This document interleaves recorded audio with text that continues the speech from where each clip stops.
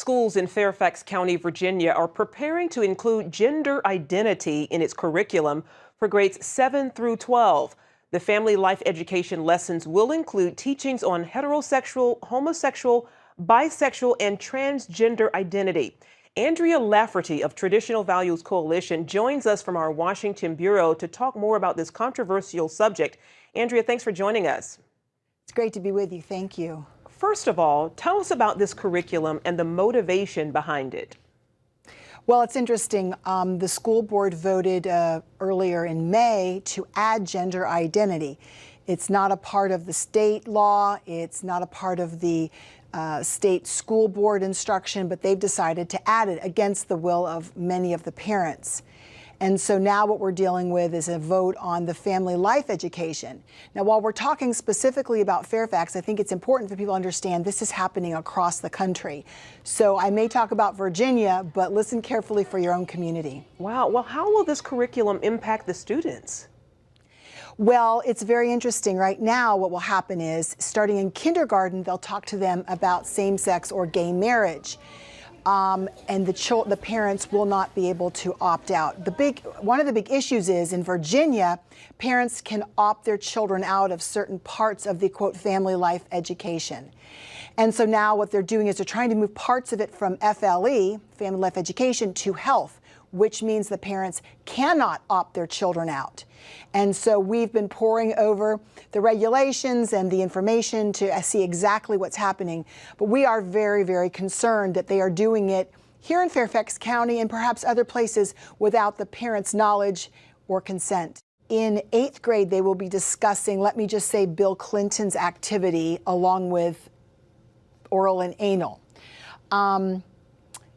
In 8th grade, and most people, and they've lowered it from 9th grade, or teaching 4th graders about the word incest. How far does that go? What is the difference between sexual orientation and gender identity? Well, the difference between sexual orientation and gender identity is sexual orientation is who you have sex with and how you have sex.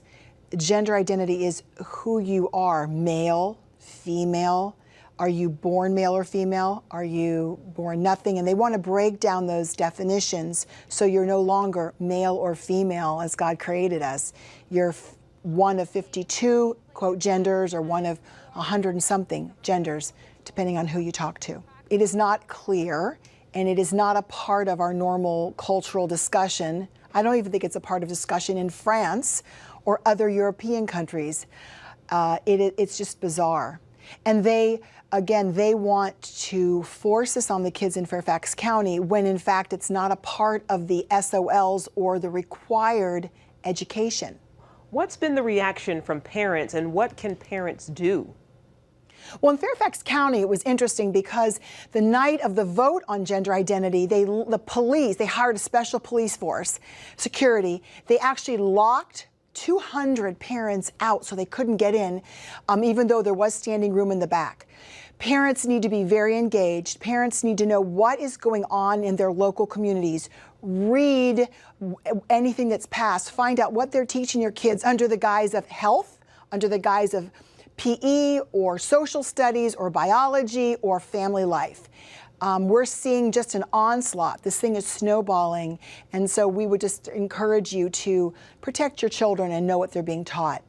Has the Obama administration played any role in encouraging public schools to adopt this sort of curriculum? Well, that is another very good question. Actually, encourage isn't maybe the word.